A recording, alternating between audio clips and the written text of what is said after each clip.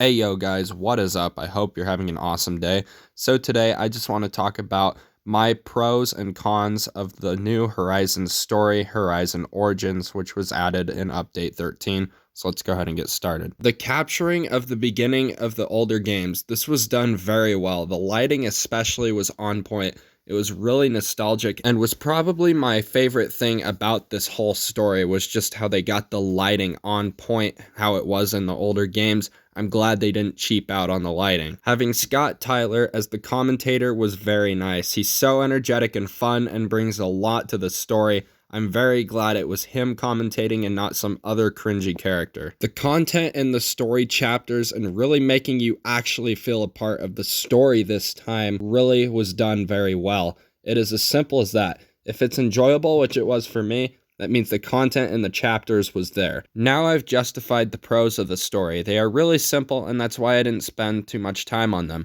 Obviously, there's way more pros than this, but I don't really want to list them all, because then it's just every little thing in the story, and obviously, we don't want to hear about that. I'm now going to talk about the cons, and although there are way less cons than pros, the cons go deeper than just the story. It's more so a trend that I've noticed that this story really put into my brain that I've noticed is a trend with Forza Horizon 5, so let's get into it. So, the first con, Scott Tyler talks a lot. We already knew this from the previous games, but they went a little overboard with the dialogue, I think. He talks too much. I get that they were trying to capture everything that highlights the games, but it was just too much and not enough time, which leads me to my next point. The time barriers in this story are very exhausting. I cannot stand these ridiculously long routes with these ridiculously hard times to beat. On top of this, why even have the guiding route on the minimap? If you have these ridiculous times where they literally say in the story to cut corners, then there is no point in it. And on top of this, even the developers say you're going to have to cut corners in the recent Horizon stories, which just shows how much they care, you know? So they make these pointless routes with these unrealistic times for them and tell you to cut corners. It's just really weird and a little lazy in my opinion. Like, just take the time to extend the times to fit with the routes you laid out for people and don't tell people to cut corners to get the 3 stars. It should not be this way.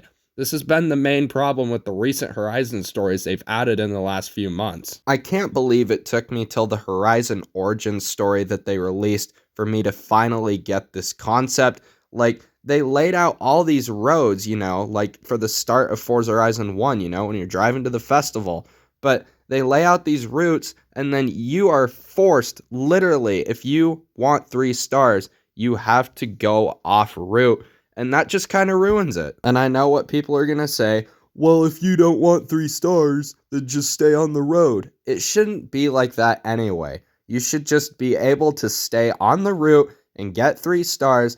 Adjust the times, Forza, to complete 3 stars with the routes you have laid out. I just don't understand how that's so hard. But I did say that the pros outweigh the cons, and I still stand by that. So even though the time barriers for 3 stars is super annoying and exhausting, overall, I really enjoyed this story, and I plan on replaying it countless times. So yeah, guys, that is all I have for you today. Thank you all so much for watching. Like, comment, share, subscribe, join the Discords, link in description, and I will see you all in the next video. Goodbye.